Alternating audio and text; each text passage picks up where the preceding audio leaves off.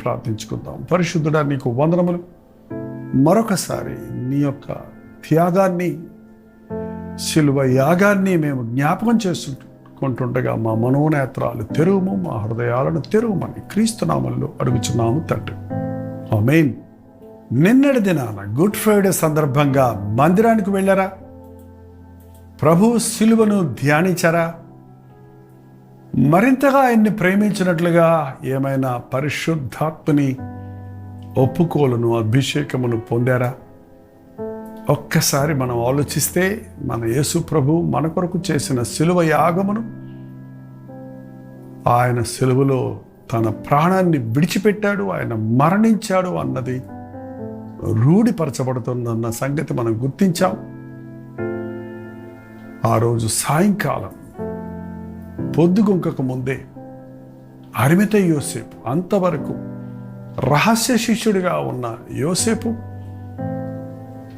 ప్రజలందరి కొరకు ఒకరు మరణించటం మేలు అని గుర్తించిన యోసేపు, అరిమతయి యోసేపు ధనవంతుడు, పిలాతు దగ్గరికి వెళ్ళి ఆయన శరీరాన్ని నాకు అప్పగించండి, నా సమాధిలో నేను ఆయన్ని ఉంచుతారని పర్మిషన్స్ తీసుకున్నట్టుగా ఆయన్ని శరీరానికి నూలుగుడ్డలు చుట్టి యూదుల సాంప్రదాయ ప్రకారం సుగంధ ద్రవ్యములు పూసి, అరిమతయి యోసేపు తన కొరకు తొలిపించుకున్న సమాధిలో, ఆ రోజుల్లో ముందుగానే సమాధులు తొలిపించుకునేవారు, ఎందుకంటే అది రాళ్లతో నిండిన స్థలం. అప్పటికప్పుడు గోతులు తవ్వడానికి వీలు పడదు. గుహలలాగా ఉన్న రాతి గృహాల్లో ముఖ్యంగా ధనవంతులు వారి సమాధుల కొరకు ప్రత్యేకమైన స్థలాన్ని ఏర్పరచుకుని చక్కటి తోటలు వేసుకుని, ఈ రోజున అమెరికా వంటి దేశాలలో, మేబీ మన దేశంలో కూడా ధనవంతులైన వారు అలాంటి ఏర్పాట్లు ముందుగానే చేసుకుంటున్నారు. బట్ అరిమతయి యోసేపు తనకిక తన మరణాన్ని ప్రభు భరించాడు అన్నది విశ్వసించి తన కొరకు తొలిపించుకున్న కొత్త సమాధిలో ప్రభువును ఉంచినట్లుగా మనం పరిశుద్ధ గ్రంథంలో చూస్తూ ఉన్నాం.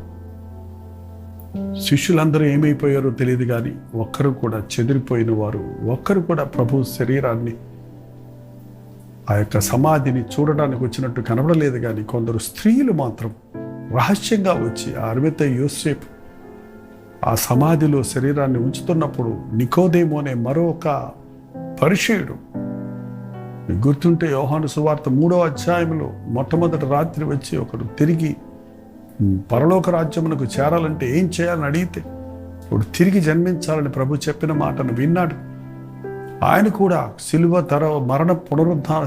మరణము తర్వాత ఆయన ప్రభువును గుర్తించాడు రక్షకుడిగా, విమోచకుడిగా. వారిరువురు సమాధిని చేసినట్లుగా కనపడుతుంది. అందుకని యేసు ప్రభు మరణించాడు అన్నదానికి రూఢి ఏంటంటే ఆయనను సమాధిలో ఉంచారు. శనివారం ఉదయం అంటే అది పస్కా దినము తర్వాత ఏర్పడిన దినం. ఒకసారి బైబిల్లో చూద్దాం, చూడండి. మత్తయి సువార్త 27వ అధ్యాయము 62వ వచనం. మరునాడు అనగా సిద్ధపరచు దినమునకు మరుసటి దినమున ప్రధాన యాజకులను పరిసయ్యులను పిలాతు నొద్దకు కూడివచ్చి, ఈ విషయము యోసేపును విషయం 59వ వచనంలో చూస్తే, యోసేపు ఆ దేహమును తీసుకొని శుభ్రమైన నారబట్టతో చుట్టి తాను రాతిలో తొలపించుకొనిన కొత్త సమాధిలో దానిని ఉంచి సమాధి ద్వారమునకు పెద్ద రాయి పొర్లించి వెళ్ళిపోయాను.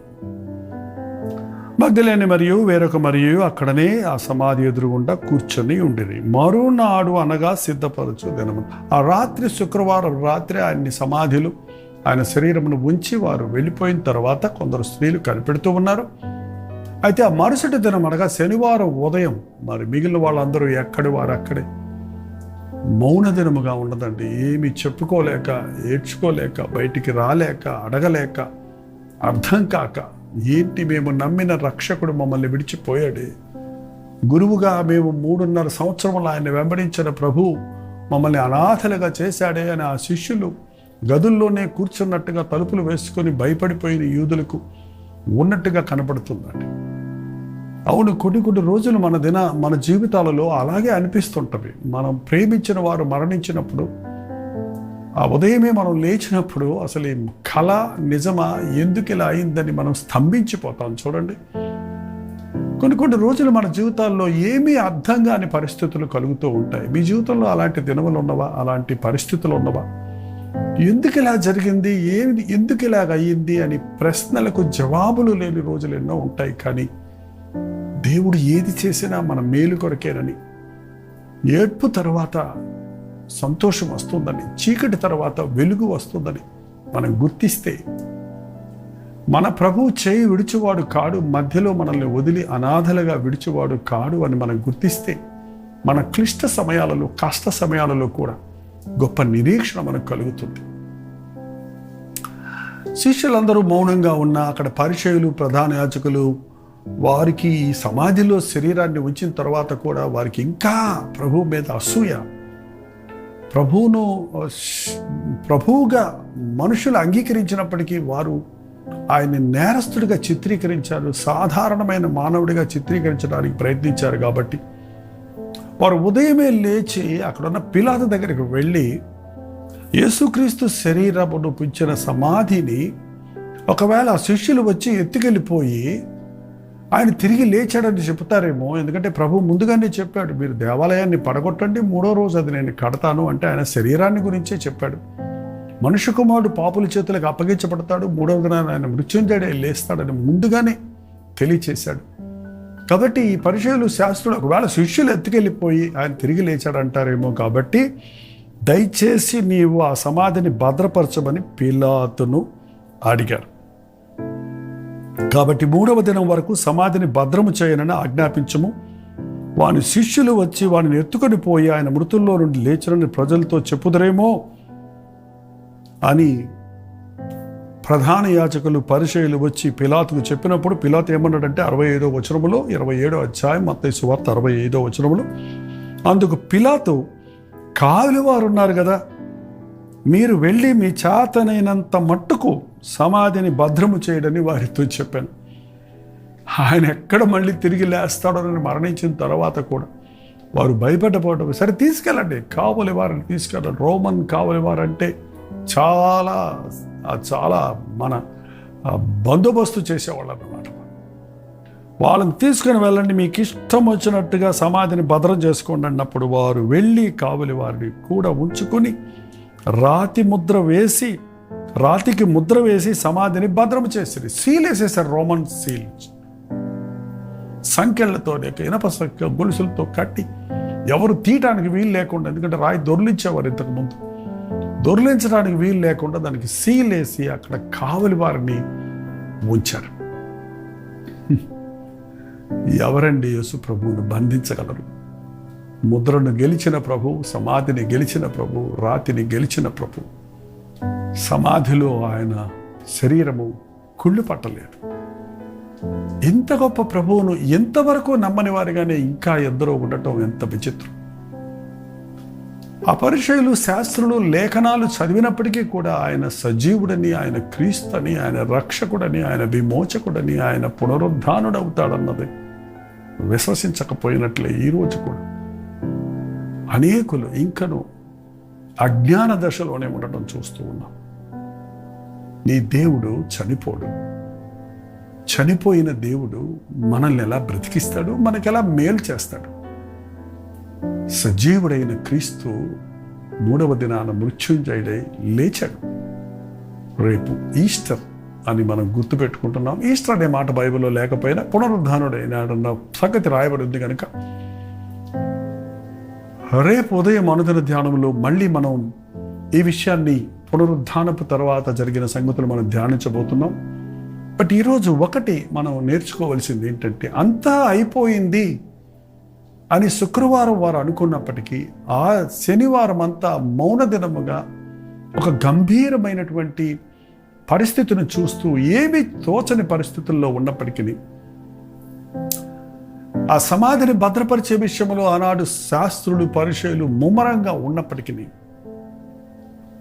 ఆ సమాధిలో ఉంచబడిన క్రీస్తు శరీరము కుళ్ళు పట్టలేదు. ఆయన ఆత్మ ఎక్కడుంది అని అంటారేమో. ఆయన అపవాదిని జయించి పాతాళాన్ని జయించి మృత్యుంజయుడే లేచాడు అన్న మాటను మనం బైబిల్లో చదువుతున్నాం. కాబట్టి ఆయన ఈలోగా పాతాళములోనికి వెళ్ళి అక్కడున్న పాతాళపు శక్తులను, పాతాళపు తాళపు చెవులను తన కైవసం చేసుకున్నాడని, సాతాను తల చితకగొట్టి వాడి అధికారాన్ని ఓడదీసి ఉన్నాడని, మరణాన్ని జయించి మూడవ దినాన మృత్యుంజయుడే లేచాడన్నది మనం గుర్తించినప్పుడు మనకు గొప్ప నిరీక్షణ కలుగుతుందండి. యేసు ప్రభువు మీ జీవితంలో ఉంటే ఆయన మళ్ళీ మరణించేవాడు కాదిక, మళ్ళీ మనల్ని విడిచి వెళ్ళేవాడు కాదిక. ఆయన యందు నిరీక్షణ ఉంచిన వారు వారి జీవితాల్లో అద్భుతాలు చూస్తారు. ఒకవేళ నీ జీవితంలో నీకు ప్రియులైన వారు మరణించారన్న దుఃఖంలో ఉన్నావేమో, కానీ ప్రభువునందు మృతులైన వారు ధన్యులని, ప్రభువునందు వారు నిద్రిస్తున్నారని, వారి తిరిగి లేస్తారని, ప్రభు వచ్చినప్పుడు మృతులైన వారిను క్రీస్తుతో పాటు తిరిగి వస్తారని, వారిని మనం ఎదుర్కొంటామని, ఆయన రాకడ సమయంలో ప్రభువునందు విశ్వాసం ఉంచిన వారందరము కలిసి ఆకాశంలోనికి ఎత్తబడినప్పుడు యుగ యుగములు సదాకాలము ఆయనతో నివసిస్తామన్నది గొప్ప నిరీక్షణ ఆధారముగా మనకున్నది.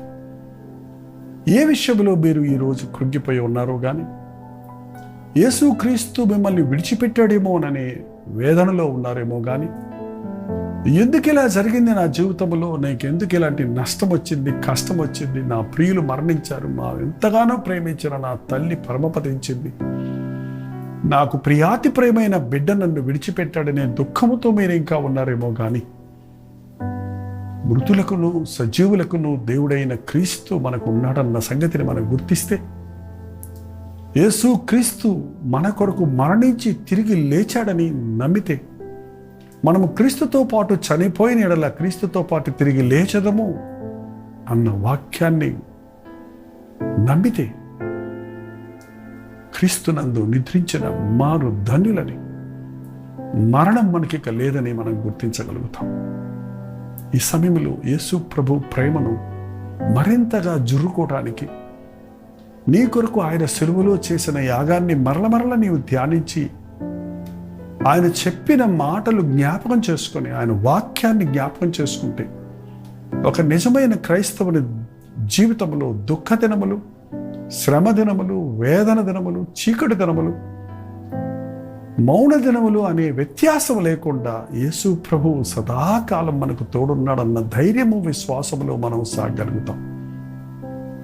మీ బ్రతుకులో ఏది మీరు ఆశించారో అది జరగకపోయినా, మీరు ఎదురు చూచిన కార్యాలు జరగకపోయినా, మీరు ఒకటనుకొని మరొకటి జరిగిన మారనివాడిగా ప్రభు ఉన్నాడని, ఆయన నిజముగా మృతి పొంది తిరిగి లేచాడనడానికే కొంత గ్యాప్ ఇచ్చాడన్నది, నీ దేవుడు నమ్మదగిన వాడని నీవు తెలుసుకున్నట్టు కొరకే కొన్నిసార్లు నీకు రావాల్సిన జవాబులను ఆయన ఆలస్యం చేస్తున్నాడని, నీవు అనుకున్నట్టు కాకుండా ఆయన అద్భుతాలు నీ జీవితంలో జరిగించాలని నీ కొంత నష్టమును, కష్టమును అనుమతిస్తున్నాడని నమ్మగలిగితే మన జీవితంలో ధన్యులమవుతాం.